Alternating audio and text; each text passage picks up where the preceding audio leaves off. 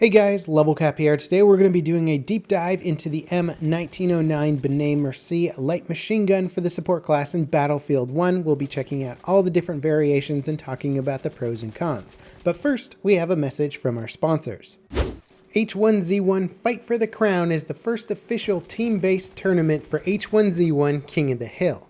Competition has been my life, on and off the court, and for me, esports is competition. 75 players, best in the world, 15 teams. They're going to be landing in this massive arena. Top players versus top players, all battling out for 300,000. The tournament will consist of 15 different teams of 5 players each, 75 of the best gamers in the world, facing off in a massive do-or-die battle. With $300,000 of prize money on the line, 1 life, and no second chances, who will be the last team standing? Stream the first 5 episodes of H1Z1 Fight for the Crown on CW Seed, then watch the epic $300,000 final match Thursday, April 20th at 9/8 Central on the CW.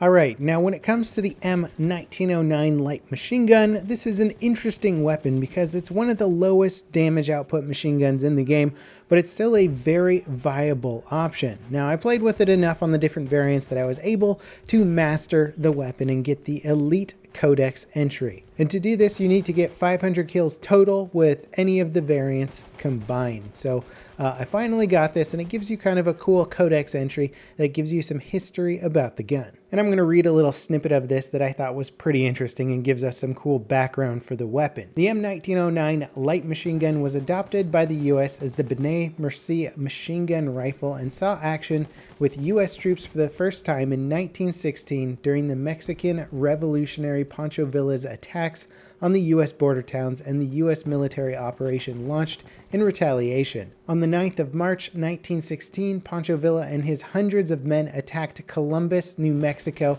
and the US Army posted there. Several Benet-Mercie were deployed in the defense and inflicted considerable losses on Villa's soldiers, firing over 5,000 rounds each, although one of them did jam right after being set up. During the following fighting in the Mexican expedition, the Benet-Mercie got a reputation for unreliability and breakages. One problem was the ammunition clips could be loaded upside down and cause jamming, which was a particular problem at night, leading to US troops scornfully dubbing the weapon as the daylight gun. Later, it had been generally accepted that many of these failures and problems were caused by inadequate training of the gun crews. So there's a little bit of history on the weapon. There's plenty of more to read there about its history during World War I. It's a pretty interesting weapon. I like the way that the ammunition is sort of fed through in a sideways manner. It's sort of like the precursor to a belt-fed machine gun, but just before they had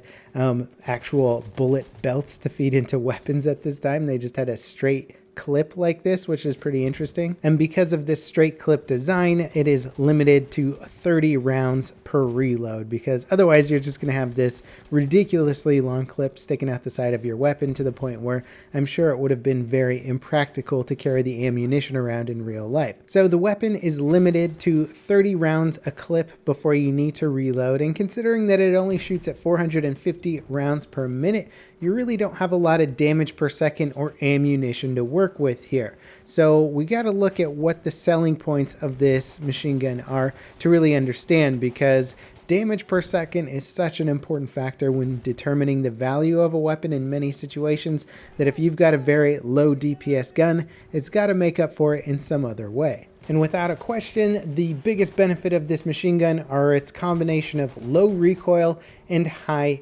accuracy. Both the optical and telescopic variations of this weapon have the best combinations of accuracy and recoil in the game. Checking out their stats on simthic.com, the recoil is very, very manageable on this weapon, and the overall accuracy allows you to start shooting it pretty darn accurately from the get-go, and the weapon itself only gets more accurate over time. Using a bipod really isn't required with this weapon, and if you're using the optical variant, the variation that you actually see me using now, the gun maintains decent accuracy even while dancing around a little bit. So if you're the kind of player who likes to move a little bit while aiming down sights mid-firefight to make yourself a harder target to hit, then this is definitely a gun that I think you'll enjoy. Now I may as well go over the basic shooting mechanics of machine guns in the game, because it's important to understanding and being as effective as you can be with a machine gun. So when you take your first shot with any machine gun, you have pinpoint accuracy. The very first shot with just about any weapon in the game is going to be very, very accurate, the most accurate shot you can take. However, after that first shot, your spread is going to jump up immensely. And with other weapons, that spread tends to increase beyond that point. However, with machine guns, the longer you fire them, the lower your spread becomes. So the gun should become more accurate over time.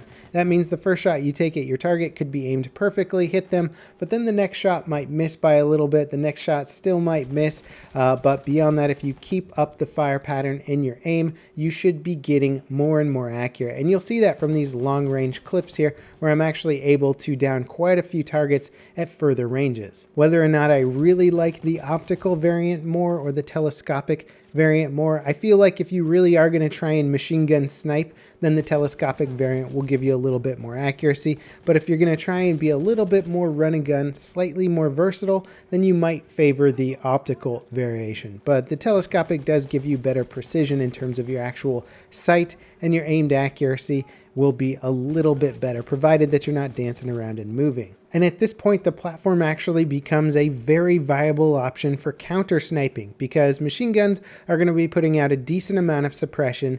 And if you start hitting your opponents at range, even with a shot or two, especially a sniper, you can basically throw their shots off enough that they become an unreliable platform for returning accurate fire at you. So your ability to hit them and suppress them is going to pretty much counter their ability to return fire at you. So many machine guns become a viable counter sniping platform. The thing I like about this one though is that you don't really have to be bipoded or prone to start getting some good accurate return fire. You can stand up, you can crouch while shooting this weapon just fine. I mean, if going prone works out for your situation, then by all means go for it. But one of the most important things to counter snipe is to stay agile, stay moving, make yourself a hard target for those recons, and it becomes actually a really enjoyable experience. Now, as I mentioned before, there's three different variations of this weapon. We have the telescopic, the optical, and then the storm. This is the storm right here. It's the iron sight variation. It has the lowest recoil out of any weapon in the game, which means you'll be able to aim on target pretty damn well with this weapon, but that doesn't mean the accuracy is the best, because spread dictates your accuracy in the game. I mean, it's a combination of recoil and accuracy, but basically you're sacrificing your accuracy for easier recoil control. So I wouldn't necessarily recommend this weapon. It's going to be harder to use at further ranges, and that's basically the main benefit of this weapon, is the long range usage. So if you have a really hard time with recoil control, you might enjoy this weapon as sort of a starter gun that helps you understand some of the mechanics of weapons in Battlefield 1. But beyond that point, once you get better at recoil control, you'll probably want to consider upgrading to the optical or telescopic variant. Now, I have seen some criticisms of this weapon out there saying that it's the worst gun in the game because of its extremely low damage output. And it would be a terrible weapon to pick if you knew you were going into exclusively close quarter combat. It's not going to do you any favors there. You may as well go with something else entirely. But if you pick this gun in the right situation, you can have an absolutely insane round. And I had no trouble getting top of the scoreboard, top fragger, best KDR in the game when going with the M1909 exclusively. Picking it for medium to long range engagements and just wrecking snipers and other long range classes is absolutely a blast. And if you're running with something like the airburst mortar or something as backup, if you ever start to get suppressed a little bit, you can just find a little bit of cover, fire some airburst mortar at your enemy, reload the weapon, and engage again once your health comes back. So it's a great weapon. You can actually play the support class in the mid to back fields more effectively. And I would just say pick it for the right situation and you will absolutely destroy your opponents. Especially if you find you're on a big wide open map that favors a lot of sniping, this would be an excellent weapon to pick. It can counter snipe incredibly effectively. You can start making the other snipers rage because you'll start suppressing them. They'll be missing their shots a lot, and you can absolutely damage them down from a range with this weapon.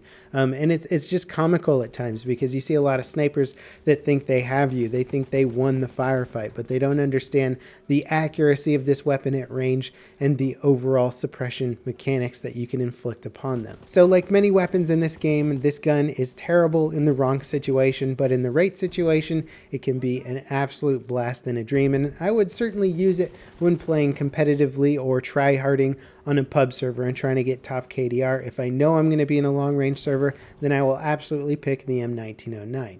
As always, guys, thanks for watching. I hope you found this video helpful, and I'll see you next time. This is Level Cap, signing off.